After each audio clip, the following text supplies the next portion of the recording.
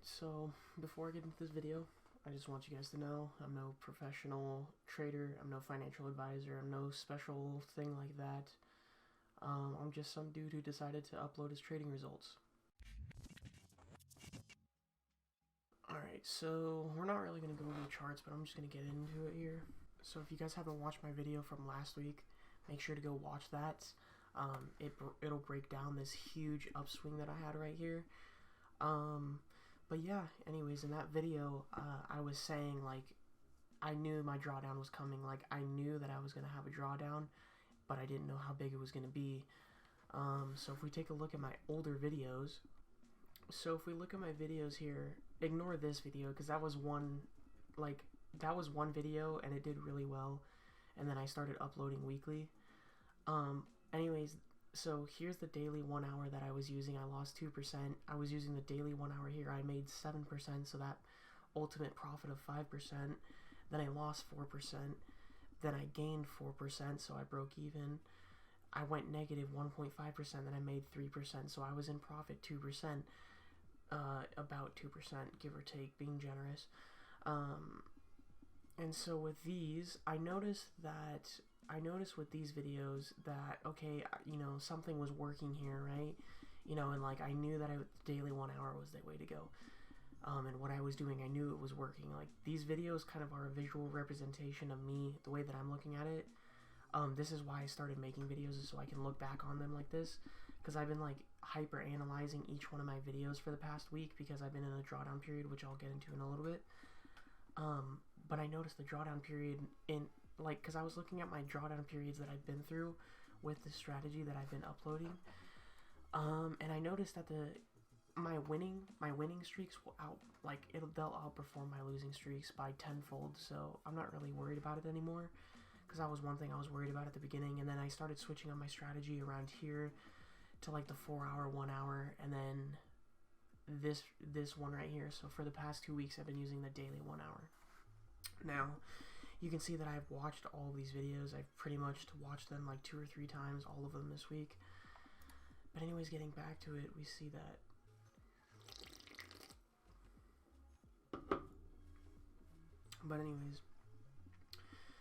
we see that what I've been noticing, like looking at it from my perspective, is this is my normal winning streak right here. Like, that's like 7% in 1 week. That's fucking incredible. But like, look at this drawdown period. So from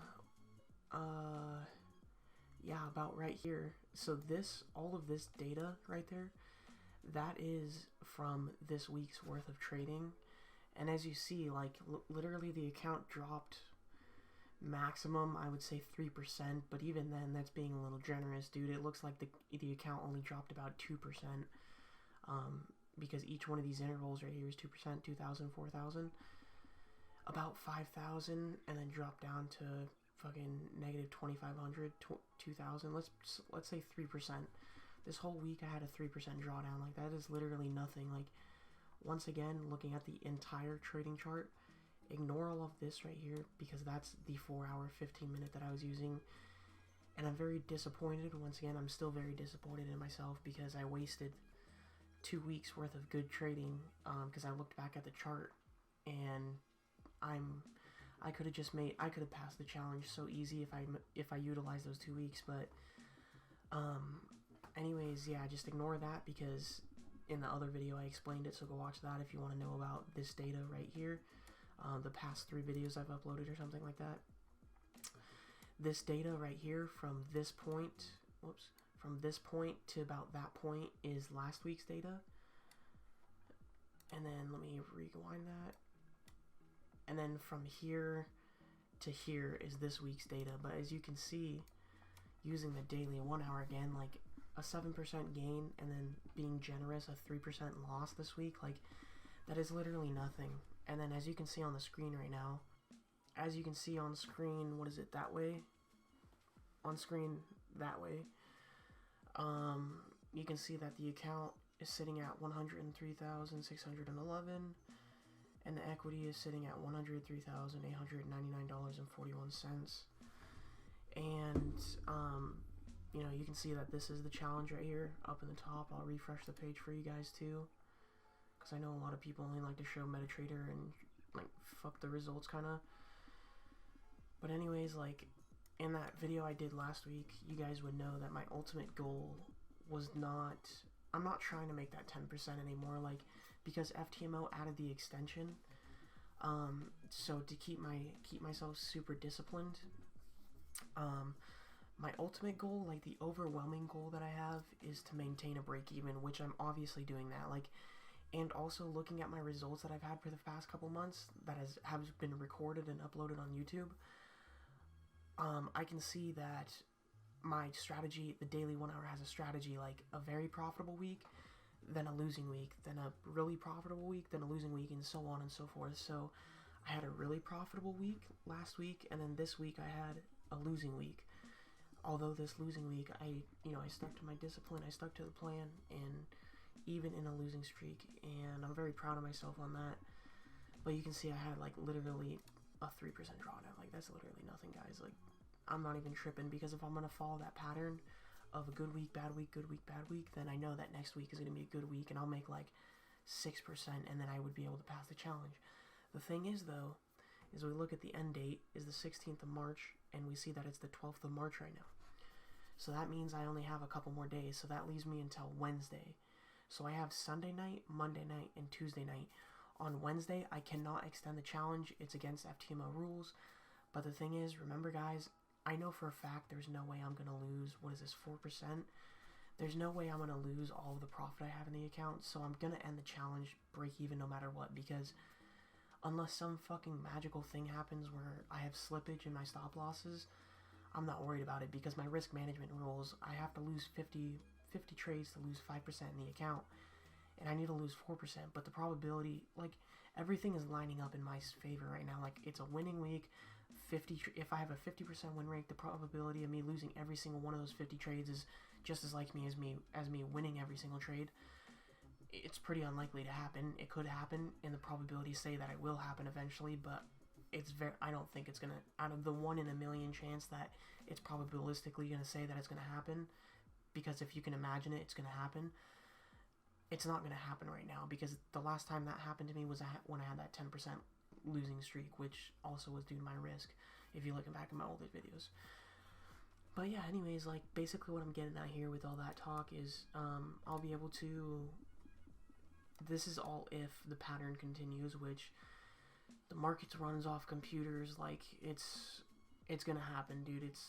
I don't want to sit here and be like, oh, it's gonna happen, but if you just think about it logically and statistically, numbers don't fucking lie. And just looking at it fundamentally with a fundamental basic knowledge of how the market works, then you'll understand how you can use that to your advantage. And that's what I'm doing here. But anyways, continue the pattern, and I expect an uptrend, but overwhelming goal to break even on the account. Now you see that the account is sitting at 3,611 balance, right? So that means I literally need less than $1,500 to be able to get the extension on the Ftmo to extend it for another 2 weeks. If that happens, that would be phenomenal. If it doesn't happen, I'm going to be a little bit disappointed, but that's also going to be fuel for me to use in the free restart that I would get. It would be fuel for me to move forward and continue what I'm doing, which I'm looking forward to seeing how that affects me. But anyways, I honestly, like, if this week is going to be a good week, I don't know. I'm prepared for the worst, but if this week is going to be a good week, then I can fully expect to at least minimum hit $5,000. My plan is, though, let's for example say, because I can only extend the challenge either Sunday, Monday, or Tuesday. Like, I can't, since Wednesday's the last day on the challenge, I can't extend it on that day no matter what. So the idea here is, for example, I'm just throwing it out there. It could happen Sunday, it could happen Monday, it could happen Tuesday, or it could not even happen at all. I'm just prepared for every case scenario and what I'm going to do and what I have planned out. But my idea here is if we continue the pattern of having a good week and a bad week, I know that on my good weeks in that pattern, I'm usually about $1,000 to $2,000 in profit, especially if I'm holding trades over the weekend, which now I'm doing, going back to the analogy I used in the last video of when a car gets going, right? it takes a minute for the fluid to warm up, but once you warm up the fluid in the car, then you can take off. And that's kind of what I use to explain holding my trades over the weekend. It's kind of like carrying over my winning trades. Basically what I'm getting at here is, statistically and probabilistically, if it's going to happen, if it's going to happen in the market, which the pattern says that it will, unless there's a cosmic blip in the pattern. But basically, I'll be able to maximize this push. I'm going to stick to the same lot size, stick to everything I was doing.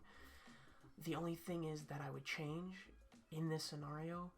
Let's say that my equity, right, like my account balance, let's say that, for example, on Tuesday, the last day I can extend the challenge, let's say if my account balance is at 104,000, but my equity, I have over $1,000 worth of profit in open trades, and that would put me over. If I were to liquidate my trades, that would put me over the 5% mark that I need to have to get the 2-week extension. I would do that. I would close all the trades just to get to the 105,000 mark, and then I would extend the challenge, and then I would fucking go full force at it again, like taking trades, because I know that I have enough time for my trades to play out for me. I don't know if that would put me over the 10% in 2 weeks, because if the pattern continues, I would be kind of like capping myself on that good week. So kind of like looking at it now in hindsight, I would probably say that not even trading the account at all and just waiting for that restart would be the best option. But also I see, like, I'm gonna get a free restart anyways. Even if I were to have 100% losers for this whole week, I wouldn't lose all the profit that I've made on the account. I would still maintain a break even. So that's assuming if I follow the rules, which is pretty easy for me. Like I know what to do. Basically, in the worst case scenario, unless we have some slippage or magical thing happen with a broker or Ftmo, I'm gonna maintain break even. So I'll get a free restart anyways. So I see, like, my risk to reward in that situation. My reward is so much more than my risk could ever be, pretty much. So there's that. I mean, like, I think I'm just gonna continue what I'm doing and try to hit that $5,000 mark. But anyways, enough about the equity curve. Let's get into, I mean, like, here's the regular statistics. Like, today's permitted loss is right there. Today's profit, it's Saturday morning, 2 in the morning right now, so max permitted loss, you can see right there. I've hit a 19 trading days. So the challenge is pretty much over. You see that it ends I've been doing this for almost a month, and you can see that I'm very proud with myself because I've been trading this account for like 3 full weeks now.